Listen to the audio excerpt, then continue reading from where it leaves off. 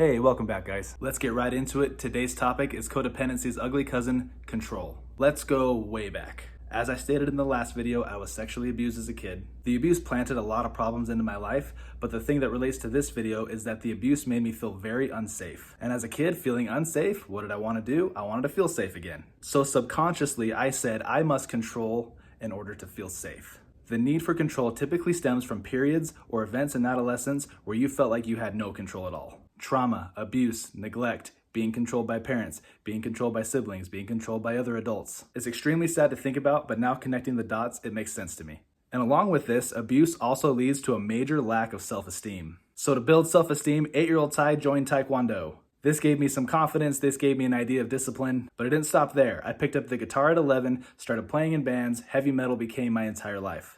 At about 14, I started being really picky about what I wore, what my complexion looked like, what I just looked like overall, and just overall how I may have appeared to people. So to supplement this, I started weightlifting. I cut my hair off. I started wearing more preppy clothes. Was still super hyper aware about my complexion. My band was playing big shows at the Complex, Murray Theater. On the outside, it appeared that I had a lot. Let's slow it down a bit. My overthinking and hyper awareness turned my actions and passions into ways that I thought people would accept me.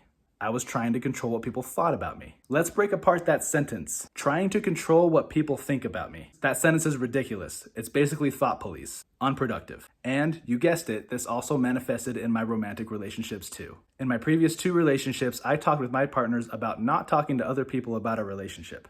At first they were like, oh yeah, of course, we'll talk about things together. This is our relationship, not theirs. The idea of that is fine and true to a degree. There are 2 truths here. We should not try to control what our partners talk about with other people. If there's loyalty and respect, you can trust that your partner isn't going to cross boundaries in conversations with other people. And second truth, if I didn't have behavior that showed signs of codependency, control, and toxicity, I wouldn't have had anything to worry about with my partners talking to other people about us. Control also begs to create double standards. Here's something that happened a couple of months ago with Bobby.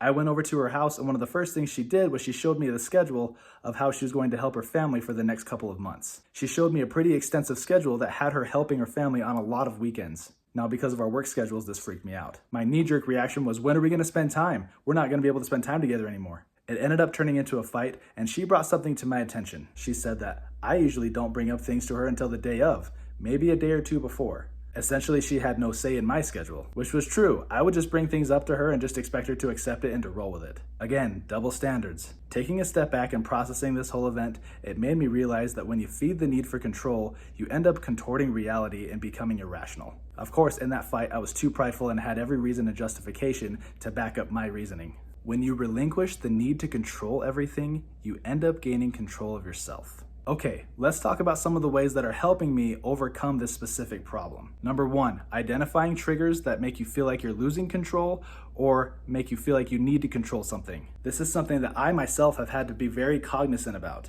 Kind of turning a weakness into strength, my hyper awareness helps me with that. It's about being present in the moment and saying, okay, I feel my grip starting to tighten on something that it shouldn't be tightened around. And the thing that helps me sounds weird, but you literally have to just not care. Recognize it and just lay it down. Understand that it's out of your control and what will be, will be. And number 2 is taking control of things that are within your control. I know it sounds kind of oxymoronic, like we're controlling something and we shouldn't control it, but now we should control the things that we can control. But that's just it. If you can control it and it's within your control, you will gain strength from it.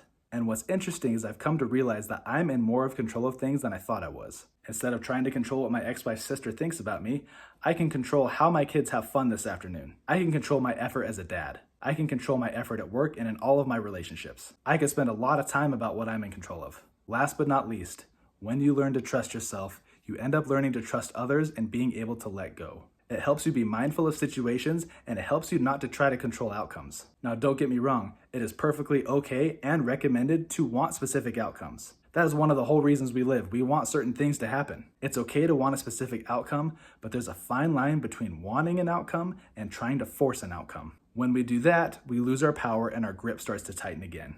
When you relinquish the need to control everything, you end up gaining control of yourself.